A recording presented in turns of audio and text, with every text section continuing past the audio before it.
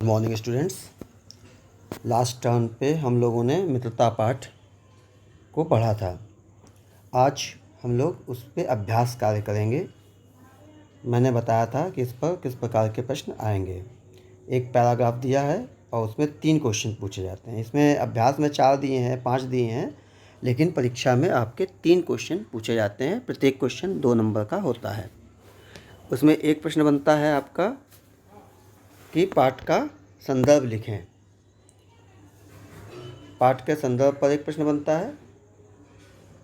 देखिए लिखा है उपयुक्त गद्यांश का संदर्भ लिखें। इसमें आपको पाठ का नाम और लेखक का नाम बताना होता है।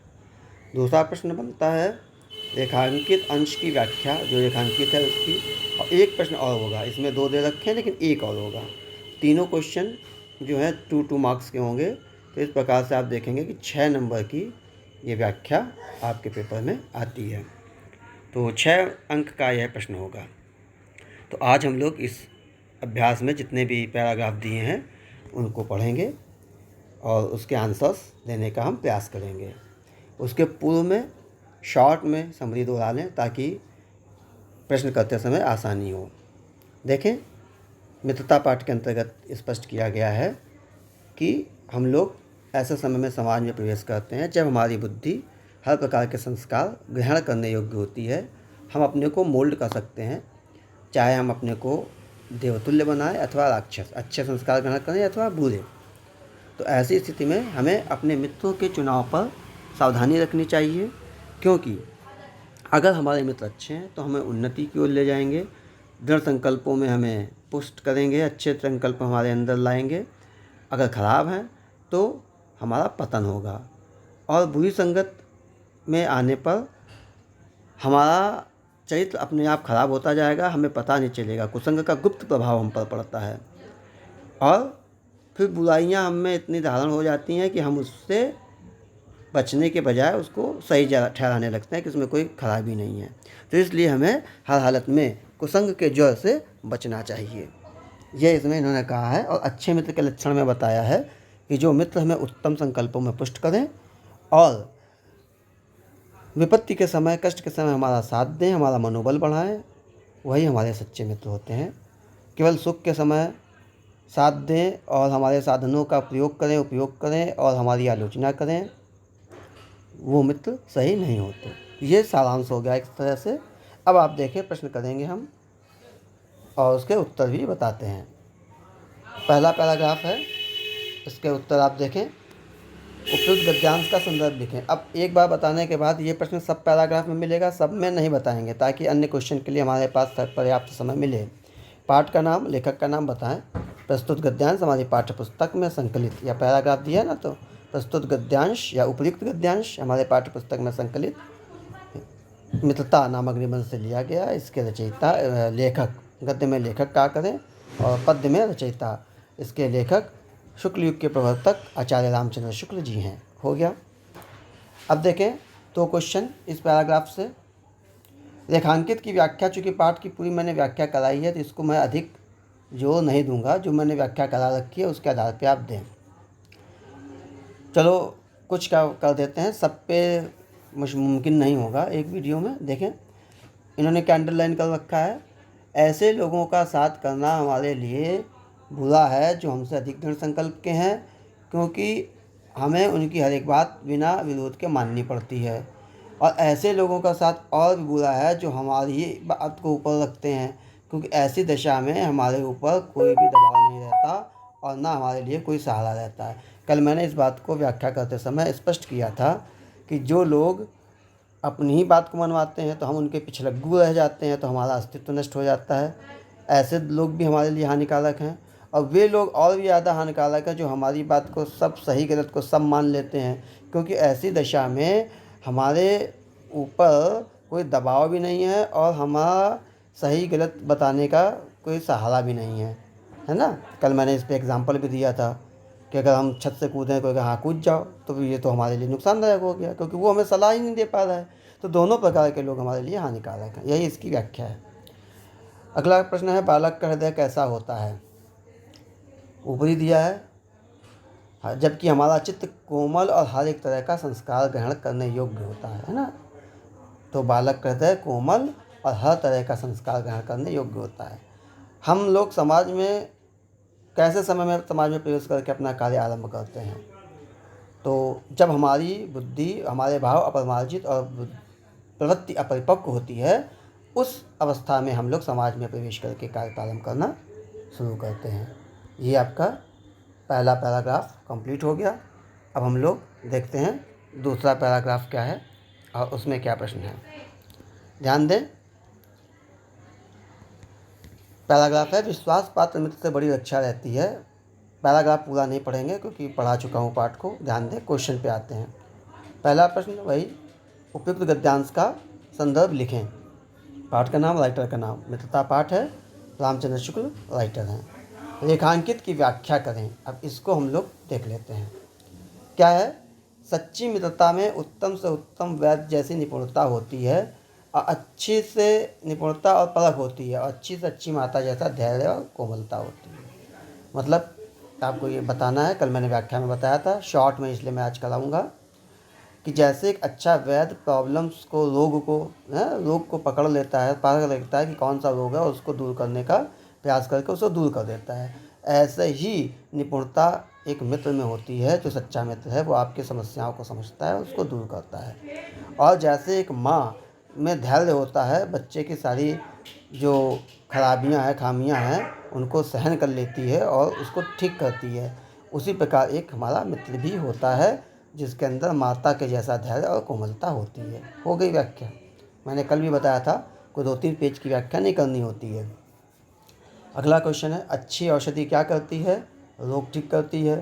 सच्चे मित्र में क्या गुण होते हैं? अभी इन्हीं दोनों से आपको बताया कि औषधि के समान होते हैं, अच्छे वैद्य की जैसी निपुणता होती है और माता जैसा धैर्य होता है। ये अच्छे मित्र की पहचान होती है। आइए अब हम लोग देखते हैं अगला पैराग्राफ और उसके प्रश्न उत्तर को करते हैं।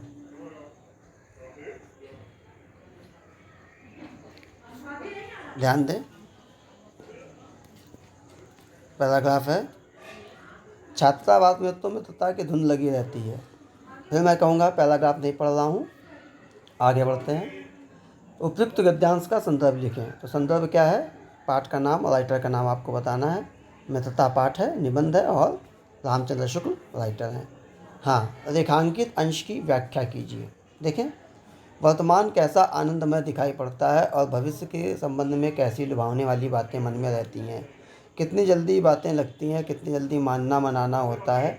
सहपाठी की मित्रता इस वक्त में कितने हृदय के भाव, कितने भारी हृदय में कितने भारी भाव होंगे, उथल पथल का भाव भरा होता है। तो ध्यान दें, ये क्या कहना चाह रहा है इस पैराग्राफ की इस अंडरलाइन में, कि बचपन की जो हमारी मित्रता होती है वो कल्पना से युक्त होती है और उसमें भविष्य के मधुर जो है स्वप्न वो समाहित होते हैं। और बचपन में रूठना और मनाना बहुत जल्दी जल्दी होता है। मित्रता में विवेक नहीं होता, भाव होते हैं, बुद्धि नहीं होती, हृदय से मित्रता जो है उमड़ी पड़ती है। आगे देखें, किस समय की मित्रता अत्यंत भावपूर्ण होती है? वह बताया, सहपाठी की मित्रता, बचपन की मित्रता। सहपाठी की मित्रता से क्या अर्थ है वो भी यही अंडरलाइन पोर्शन आप आंसर में लिख सकते हैं। आगे देखते हैं हम लोग अगला पैराग्राफ और उसकी व्याख्या करते हैं। ध्यान दें, इस पैराग्राफ को देखते हैं। मित्र केवल उसे नहीं कहते जिसके गुणों की तो प्रशंसा करें पर जिससे हम स्नेह ना कर सकें। पूरा पैराग्राफ पढ़ लें, ये देखें। उपयुक्त गद्यांश का संदर्भ लिखें। संदर्भ वही, पाठ का नाम, राइटर का नाम। मित्रता रामचंद्र शुक्ल। रेखांकित की व्याख्या करें। अब इसमें क्या अंडरलाइन है इसको देखें। हमारे और हमारे मित्र के बीच सच्ची सहानुभूति होनी चाहिए, ऐसी सहानुभूति जिसे एक के हानि लाभ को दूसरा अपना हानि लाभ समझे। मित्रता के लिए यह आवश्यक नहीं है कि दो मित्र एक प्रकार के, बस यहीं तक अंडरलाइन है, एक के हानि लाभ को दूसरा अपना हानि लाभ समझे, इस जगह तक यहाँ पर अंडरलाइन है। अब इसकी व्याख्या को हम लोग देखते हैं। मित्रता में सहानुभूति होती है। एक सच्चा मित्र अपने मित्र के उन्नति और सुख में खुद को सुखी महसूस करता है और उसके हानि और उसके दुख को अपना दुख समझता है। ये सच्ची मित्रता के लक्षण हैं। सहानुभूति सच्ची मित्रता का लक्षण है। इसके बाद अगला क्वेश्चन देखें, मित्र कैसा होना चाहिए। यही इसमें भी आप दे सकते हैं कि एक मित्र जो है सच्चे पथ प्रदर्शक, ये देखो लिखा है, के समान होना चाहिए, विश्वास पात्र होना चाहिए जिस पर हम पूरा विश्वास कर सकें, और एक सच्चे मित्र के अंदर सहानुभूति की गुण होना चाहिए। अगला प्रश्न है, हमें किस प्रकार का मित्र अपने लिए चुनना चाहिए। विश्वास पात्र मित्र जिस पर हम पूर्ण रूप से विश्वास कर सकें। और आगे देखते हैं अगला पैराग्राफ।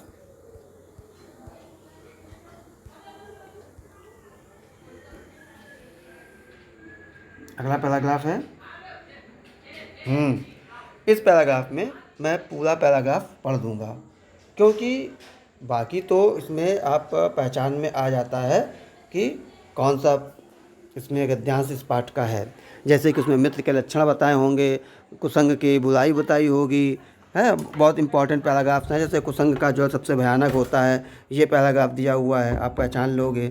सच्ची मित्रता हृदय से उमड़ी पड़ती है, पहचान लोगे। लेकिन इस पैराग्राफ के लिए मैं इसलिए कह रहा हूँ क्योंकि ऐसा ही एक पैराग्राफ आपको एक पाठ में और मिलेगा, ईर्ष्या तू न गई मेरे मन से, रामधारी सिंह दिनकर का पाठ है। उसमें जो निंदक व्यक्ति है उसको सुख शांति नहीं मिलती, तो उसके लिए भी लगभग ऐसी बातें कुछ जगह कही गई हैं।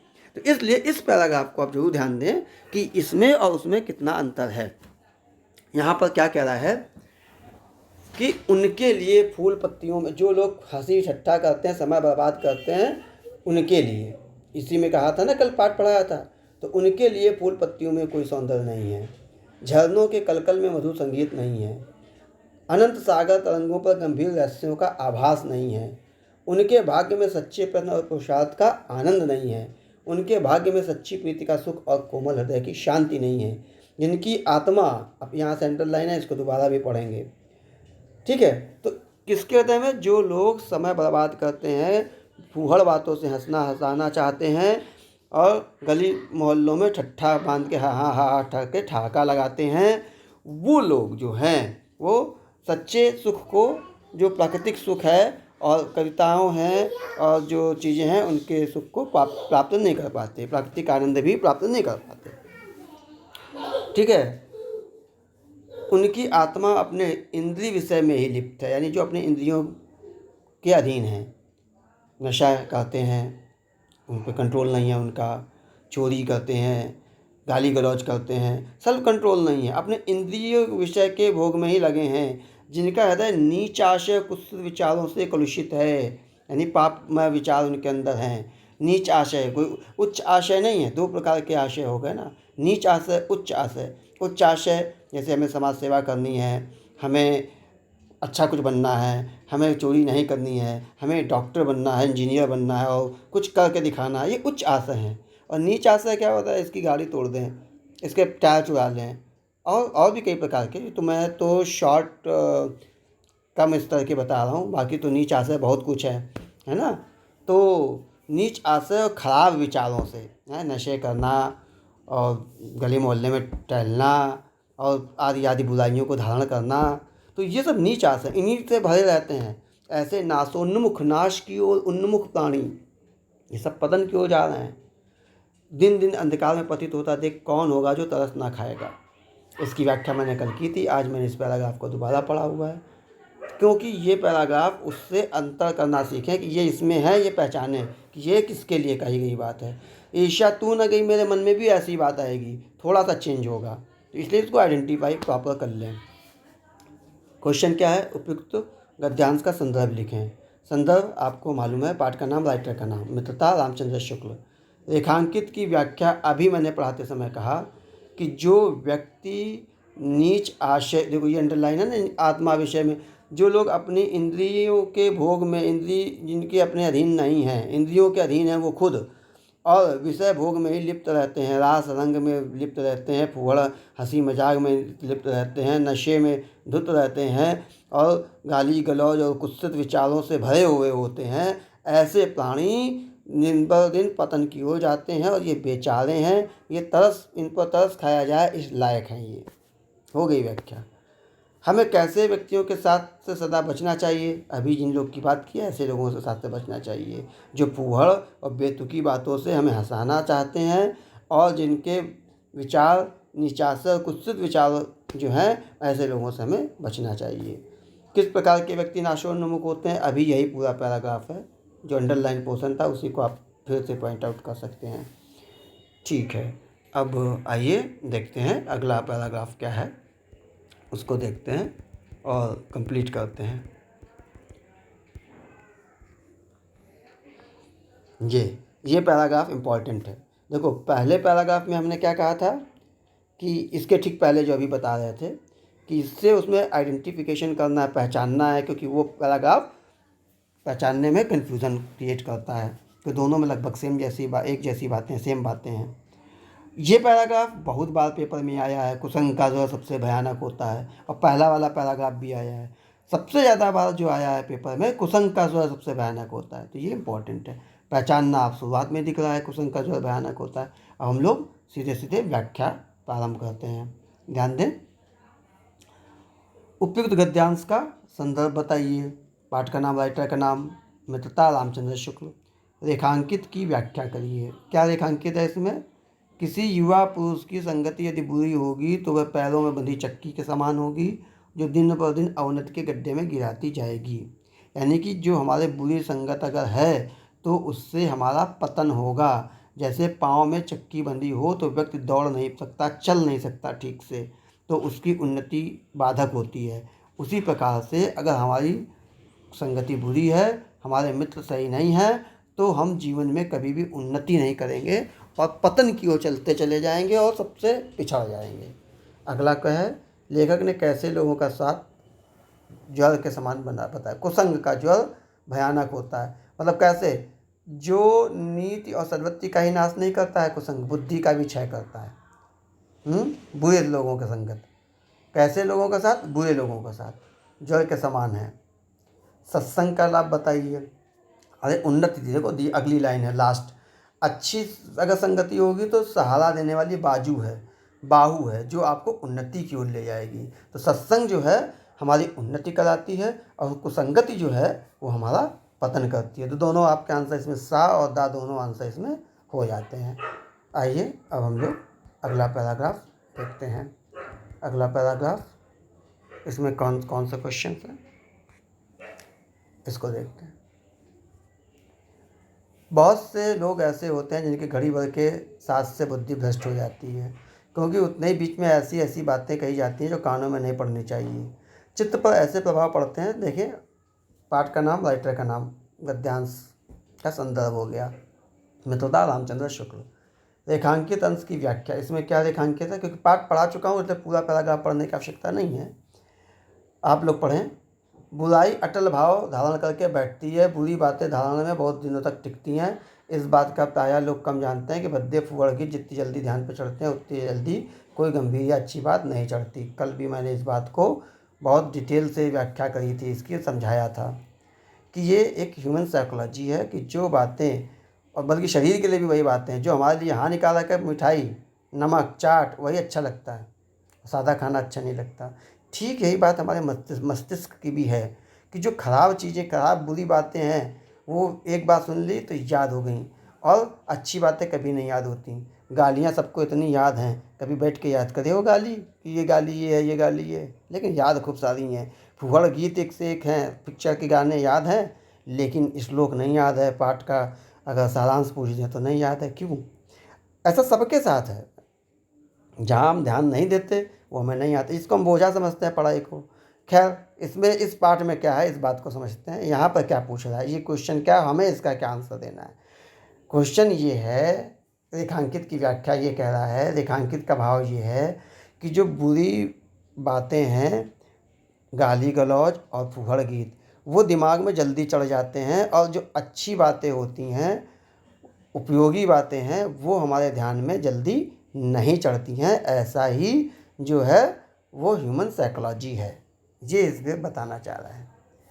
कैसी बातें हमारी स्मृति में बहुत दिनों तक बनी रहती हैं?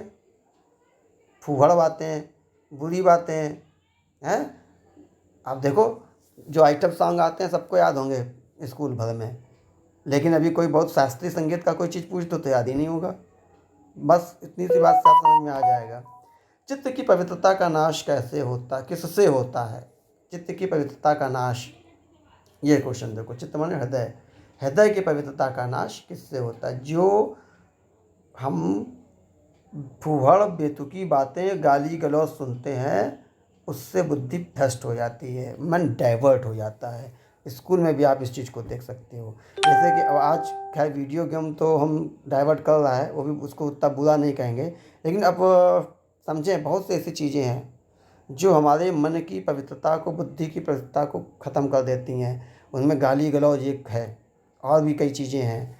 तो इससे चित्त की पवित्रता का नाश होता है। हमें यही करना चाहिए कि ऐसी बातों से जो हमें नुकसान पहुंचाती हैं, हमारे चित्त को प्रभावित करती हैं, उनसे दूर भागें।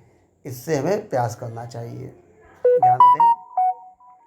हम लोग अगला पैराग्राफ देखते हैं और इसके क्वेश्चन को भी देखें। क्या है? मित्र का कर्तव्य इस प्रकार बताया गया है। उच्च और महान कार्य में सहायता देना, कि मन बढ़ाना और साहस दिलाना कि तुम अपने निज की सामर्थ्य से बाहर कम कर जाओ। बस यही एक पैरा अंडरलाइन है, इसलिए मैंने इसको पढ़ लिया। यानी अच्छा मित्र हमें अच्छे कार्यों की ओर प्रेरित करता है और सहायता देता है कि हम अपनी क्षमता से ज़्यादा कार्य कर जाते हैं। बस यही इसकी व्याख्या है। मैंने कल पढ़ाते समय उदाहरण भी दिया था, है ना। जामवंत ने कहा था, क्या चुप साधी रहा बलवाना, वो हनुमान फान गए थे लंका, साहस दिला दिया याद उन्हें, है ना।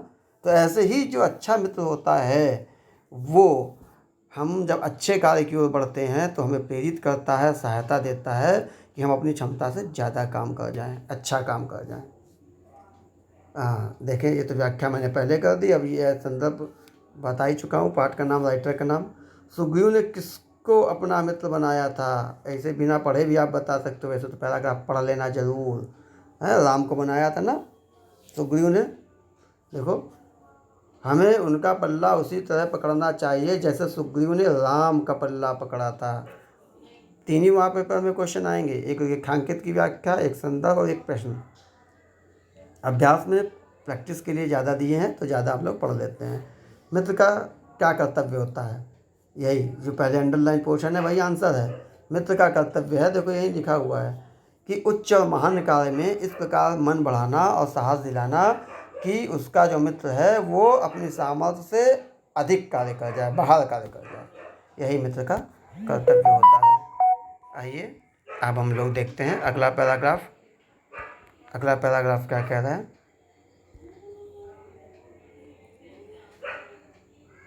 यह कोई बात नहीं है कि एक ही स्वभाव और रुचि के लोग, मैं पढ़ इसलिए नहीं रहा हूँ पूरे कि पाठ पढ़ा चुका हूँ और मुझे एक्सरसाइज करानी है इन टाइम। तो फिर अब देखें, उपयुक्त गद्यांश का संदर्भ, पाठ का नाम, राइटर का नाम बताना है, रेखांकित की व्याख्या, इसको देख लें।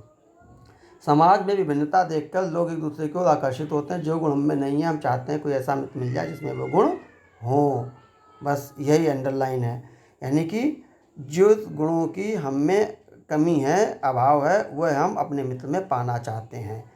अगर हम कंजूस हैं तो हम दानी का साथ पकड़ेंगे। अगर हम उग्र हैं तो हम शांत वाले का साथ पकड़ना पसंद करेंगे। अगर हम बहुत गंभीर हैं तो हम हंसमुख का साथ पकड़ना पसंद करेंगे। यही इसका व्याख्या है। चिंतनशील प्रकृति का व्यक्ति किस प्रकार के व्यक्ति को अपना मित्र बनाना चाहता है?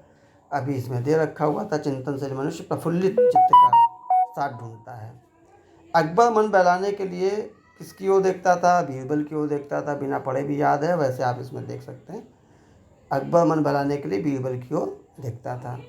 आइए अब देखते हैं अगला पैराग्राफ और उसके प्रश्न उत्तर।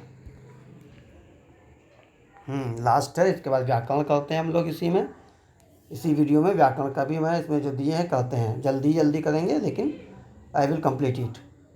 इसको देखें क्या कह रहा है। एक बार मनुष्य जब अपना पैर कीचड़ में डाल देता है तब फिर यह नहीं देखता कि वह कहाँ और कैसी जगह पैर रखता है। कल मैंने इसको बहुत डिटेल से बताया था कि पहले व्यक्ति कीचड़ में पैर रखने से बचता है जैसे, और फंस गया अगर एक पैर तो फिर दूसरा भी, अब तो सन गया है चलो धोएंगे बाद में, फिर दूसरा पैर भी डाल देता है, फिर चलने लगता है, फिर वो कीचड़ उछाल उछाल के खेलने लगता है, फिर कीचड़ उसको अच्छा लगने लगता है। यही स्थिति बुरी आदतों की है। जो खराब आदत हैं जैसे नशा करना, सिगरेट पीना आदि, पहले हम लोग इससे बचते हैं, डरते हैं और किसी तरह के शौक़ से या किसी वजह से शुरू कर देते हैं, फिर उसमें डर के अरे चलो बाद में छोड़ देंगे, फिर क्या होता है अभ्यस्त होने लगते हैं, अरे चलो एक सिगरेट पिए तो क्या है एक दिन और सही, अच्छा दो ही तो ठीक, अरे सब दुनिया पीती, अब देखो हमारा स्वभाव बदलने लगा। पहले डर रहे थे, एक नहीं पी, धोखे से पी, छुपा के पी, उसके बाद क्या हुआ, अरे यार चलो एक से कुछ नहीं हुआ, सब लोग तो पीते हैं, दो पी, छुपा के पी रहे थे रिश्तेदार नातेदारों के सामने, किसी ने अरे जान तो गए हैं तो सामने पीने लगे। तो मतलब अब देखो क्या है कि एक बार कीचड़ में पड़ गया, जब तक नहीं पड़ा था तब तक डर रहे थे, बच रहे थे, यही इसी से हमें बचना भी चाहिए। पड़ गया तो फिर वो हमें अच्छा लगने लगा और उसमें हम एंजॉय करने लगे। तो इसीलिए पहला पैराग्राफ अब अंडरलाइन को आप व्याख्या समझें कि हमें बुरी आदतों को अपने अंदर शुरुआत से ही बचाना है, क्योंकि अगर एक बार हमारे अंदर बुरी आदतें घर कर गई तो फिर हमें वो चीज़ें बाद में ख़राब नहीं लगती और अच्छी लगने लगती हैं। बस ये इसकी व्याख्या होगी। अगला क्वेश्चन क्या है, ये हो गया, ये हो गया। लेखक ने किसके छूत के रोग की भांति बताया है? देखो पढ़ लो, वैसे मैंने कल पूरा बताया था। पीछे तुम्हें चिढ़ ना मालूम होगी क्योंकि तुम ये सोचने लगोगे चिढ़ने की बात क्या है, तुम्हारा विवेक कुंठित हो जाएगा, भले अंत में तुम भी बुराई के भक्त बन जाओगे। तो उज्जवल और निष्कलंक रखने का सबसे अच्छा उपाय यही है कि बुरी संगत की छूत से बचो। जो बुरी संगत है वही बीमारी है, वही उसको बताया है। ठीक है, तुम्हारा विवेक कब कुंठित हो जाएगा, ये भी मैंने इसको पढ़ कर दिखाया है कि जब तुम्हारा पैर कीचड़ में पड़ जाएगा तो तुम उसके अभ्यस्त हो जाओगे, बुरी संगत में आ जाओगे, फिर तुम बुराइयों के अभ्यस्त हो जाओगे, तुम्हारा विवेक कुंठित हो जाएगा और तुम बुराइयों को ही ठीक मानने लगोगे कि ये ठीक है, ख़राब नहीं है। ये आपका पैराग्राफ हो गया और आई थिंक सारे पैराग्राफ हो गए हैं। अब इसमें एक व्याकरण पोर्शन जरा सा हम और बताना चाहेंगे। व्याकरण में वाक्यांश के लिए एक शब्द मैं नहीं बता रहा हूँ क्योंकि आते नहीं हैं, वैसे तो कर देंगे तुरंत, लेकिन अभी नहीं बताएंगे क्योंकि कोई आवश्यकता नहीं है। पहली प्रायोरिटी जो पेपर में आता है उसको। हाँ, ये देखिए दूसरा, मित्रता शब्द में ता प्रत्यय लगा है। ऐसे ही 4 शब्द और बनाओ क्योंकि ता यहाँ पे प्रत्यय है। तो शत्रुता, मित्रता, ठीक है, सुंदरता, ठीक है, और ऐसे ही बनाने हैं। मैंने उपसर्ग प्रत्यय आपको पढ़ाए हुए हैं, आप इस बात को ध्यान दें। प्रखरता, मधुरता, बहुत सारे शब्द मिलेंगे, 4 बोलें, ज़्यादा बनाओ।